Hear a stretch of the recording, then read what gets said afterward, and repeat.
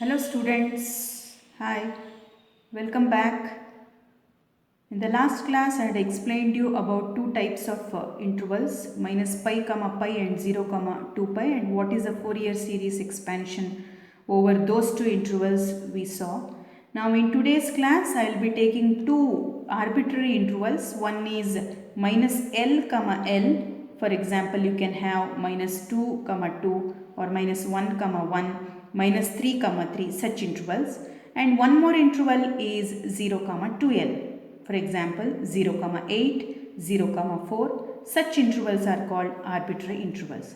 So the Fourier series expansion over the arbitrary intervals will be always a0 by 2 summation n is equal to 1 to infinity an cos of n pi x divided by L. L is an arbitrary number, plus summation n takes the value 1 to infinity bn sin of n pi x divided by L. This is what the Fourier series expansion if you have arbitrary interval.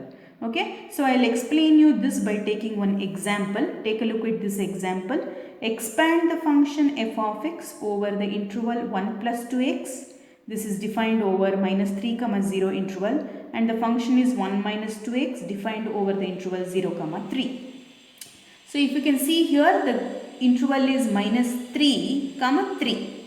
Okay, so minus 3 comma 3 means it is like minus L comma L. Then what is the value of L? L becomes 3. The value of L is equal to 3. Okay, now we have to find out the Fourier series for this function, and hence deduce pi square by 8 is equal to summation n is equal to 1 to infinity 1 by 2n minus 1 whole square. This is what the problem is. So now I'll find out the solution of this. So I'll consider the Fourier series expansion over the arbitrary interval like this. I'll call it as equation 1. So in this you have three Fourier coefficients. One is a0, an and bn. So we have to find out the values of all these Fourier coefficients using some formula. Okay, so before going to find out all these coefficients, we have to first check whether the given function f of x is an even function or odd function. So since the interval is minus 3 comma 3, it is like minus pi comma pi interval. So how to check whether the given function f of x is an even function or odd function or neither even nor odd? Now we will see that. So what I will do, I will take this 1 plus 2x as capital F of x, and one more function 1 minus 2x as capital G of x. Okay, I will represent it like this. The interval is minus 3 comma 3. L value is 3, remember. Now to check whether it is even or odd or neither even nor odd, the procedure is I will change x to minus x in any one of the function, either in f of x or in g of x. I will replace x by minus x. Now here I will replacing x by minus x in capital F of x. So if I replace x by minus x, I will get f of minus x is equal to 1 minus 2x, because plus is replaced by minus sign here, minus 2x. But what is 1 minus 2x? It is g of x, right? So f of minus x is equal to, you are getting it as plus g of x. That means if you change x to minus x, you are getting back the next function g of x. Such function are said to be an even function. Suppose you are getting f of minus x as minus g of x with a negative sign, then the function small f of x is said to be an odd function. Now in this problem, the small f of x is an even function. If f of x becomes even, then value of bn will be directly taken as 0. You don't have to find out bn value. Look at this Fourier series expansion. In this, the bn value becomes 0 if the function is even. So you have to find only a0, the value of a0 and value of an. So what formula you can use to find a0?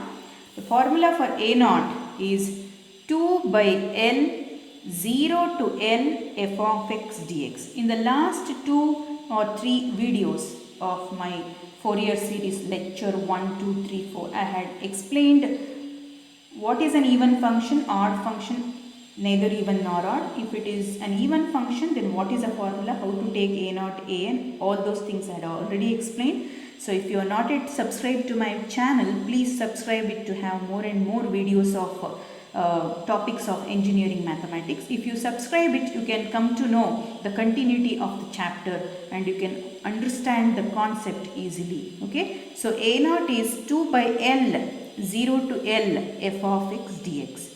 L value we know already, it is 3. Okay, 0 to L, that is 0 to 3. Then the question is, what is f of x over the interval 0 to 3? Okay, so what you can take for f of x? Look at the problem. Over the interval 0 to 3, the value of f of x is 1 minus 2x. It is not 1 plus 2x. Over the interval 0 to 3, value of f of x is 1 minus 2x. Okay, so I'll substitute f of x as 1 minus 2x. Okay, so now we have to integrate with respect to x.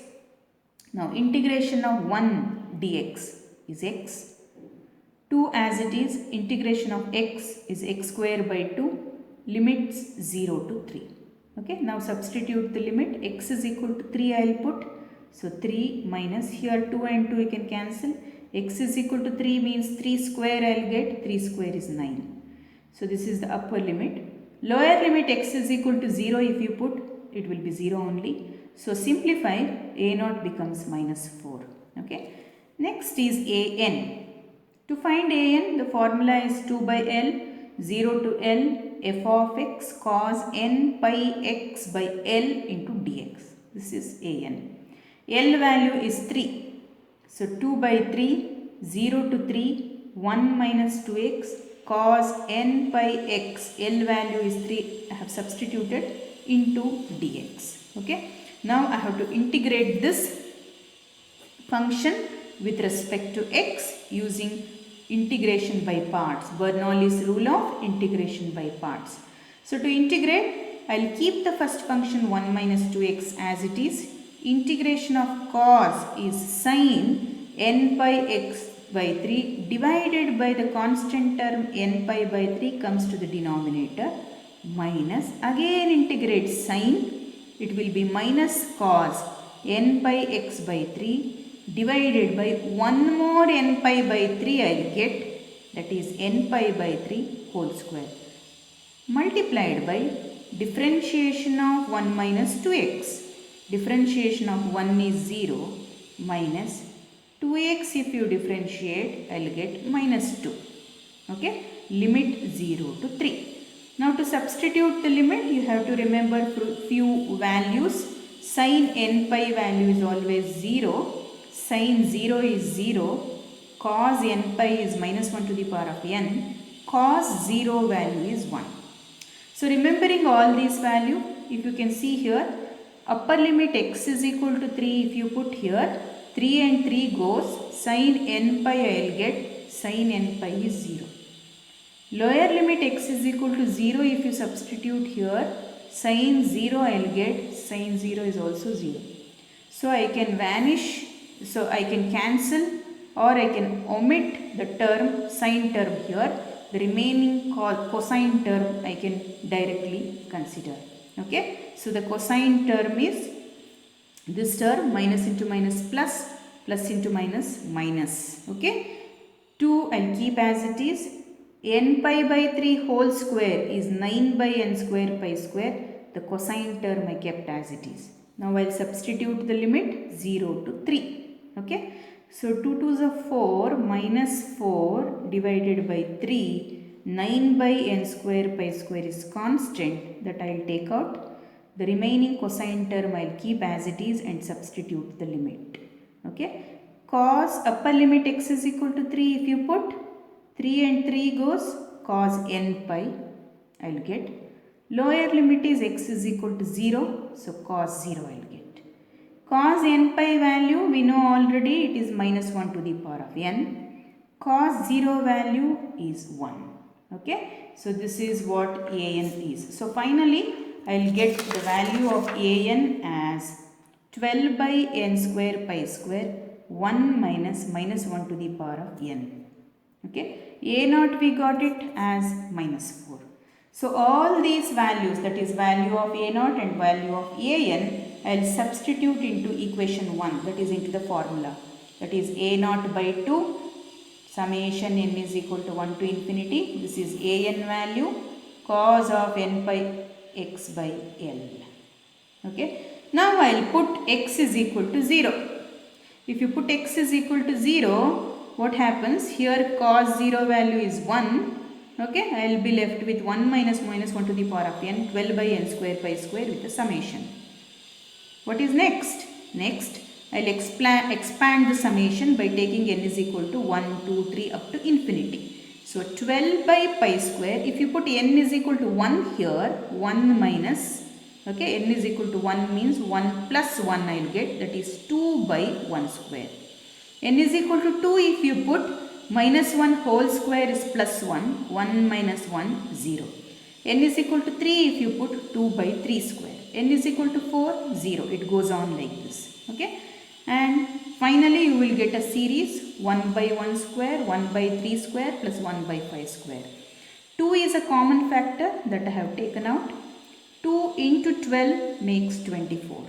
Okay. So you will get f of x is equal to minus 2 plus 24 by pi square, 1 by 1 square plus 1 by 3 square, etc. But what is f of x? F of x is 1 minus 2x. Correct? Now here also next I will put x is equal to 0. So this 2x becomes 0. So I will get 1 minus 2 plus 24 by pi square into this series. Okay. Now simplify this. Minus 2 I will take this side. It becomes plus 3. 24 by pi square multiplied by 1 by 1 square plus 1 by 3 square, etc. That makes pi square by 8 is equal to 1 by 1 square plus 1 by 3 square, etc. This is what the required series is.